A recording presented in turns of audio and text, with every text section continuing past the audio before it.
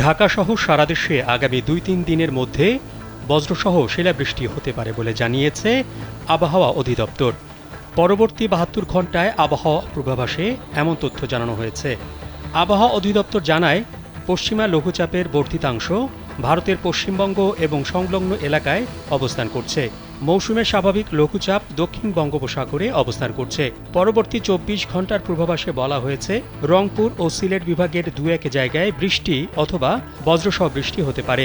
এছাড়া শেষ রাত থেকে ভোর পর্যন্ত সারা দেশের কোথাও কোথাও হালকা থেকে মাঝারি ধরনের কুয়াশা পড়তে পারে।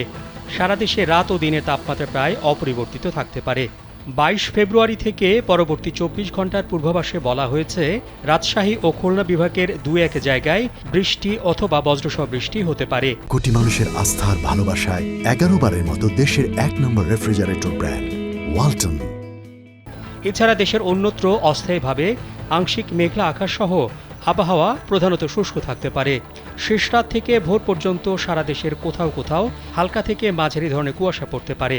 ২৩ ফেব্রুয়ারি থেকে পরবর্তী ২৪ ঘণ্টার পূর্বাভাসে বলা হয়েছে, রংপুর, রাজশাহী, ঢাকা, ময়মনসিংহ, খুলনা, বরিশাল, চট্টগ্রাম ও সিলেট বিভাগের ২-১ জায়গায় বিক্ষিপ্তভাবে শিলাবৃষ্টিসহ বৃষ্টি অথবা বজ্রসহ বৃষ্টি হতে পারে। এর বাইরে আগামী ৫ দিন আবহাওয়া উল্লেখযোগ্য পরিবর্তনের সম্ভাবনা নেই বলেও জানিয়েছে আবহাওয়া অধিদপ্তর।